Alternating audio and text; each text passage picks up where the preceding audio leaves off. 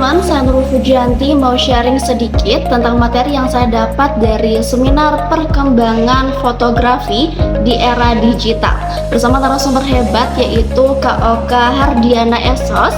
Banyak sekali hal menarik yang saya pelajari, mulai dari teknis fotografi sampai penjelasan perbedaan fotografi humas dan fotografi jurnalistik. Nah, Kak Oka menjelaskan bahwa ada 3 hal utama agar sebuah foto memiliki karakter. Yang pertama, Kak Oka menyebutkan kamera, mind and heart. Nah, kenapa kamera? Karena kamera ini berkaitan dengan teknis ya, dengan alat, mulai dari lensanya, cahayanya, hingga angle-angle-nya. Terus yang kedua ada mind ini adalah pikiran kita, ide kita, karena fotografer itu harus mengetahui ya pesan apa yang ingin disampaikan melalui foto. Lalu yang ketiga tadi ada heart atau perasaan kita, hati kita, karena foto yang menyentuh orang lain itu biasanya lahir ya dari hati fotografernya. Kalau misalkan fotografernya tulus untuk mengabadikan momen, maka hasilnya pun akan terpancar nilai-nilai ketulusan dari hati sang fotografer. Nah, selain itu juga ada konsep mengenai exposure triangle atau segitiga exposure yang terdiri dari aperture, ISO, dan shutter speed.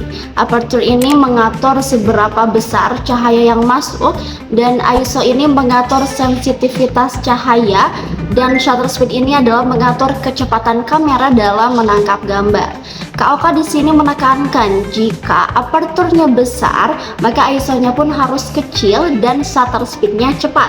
Tapi sebaliknya, jika aperture-nya kecil, maka ISO harus besar dan shutter speed-nya pun lebih lambat.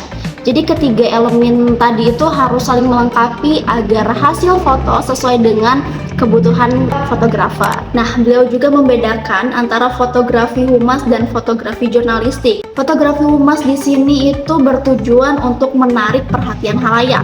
Biasanya lebih estetik, persuasif, dan membangun citra positif. Sedangkan fotografi jurnalistik ini bertujuan untuk memberitahu para pembaca, menyampaikan fakta apa adanya sehingga pembaca bisa memahami situasi, bahkan ikut berempati terhadap peristiwa yang dilaporkan.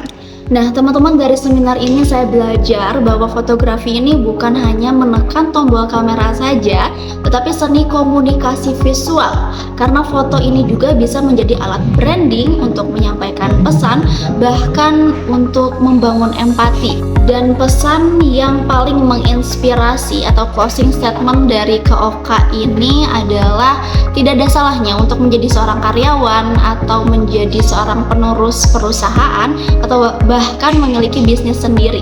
Karena yang terpenting ini kita punya kredibilitas dan skill atau image yang kita percayai. Jadi trust yourself, percaya sama diri teman-teman. So, itulah sharing tentang seminar fotografi di era digital. Semoga bermanfaat bagi teman-teman. Saya akhiri and bye-bye.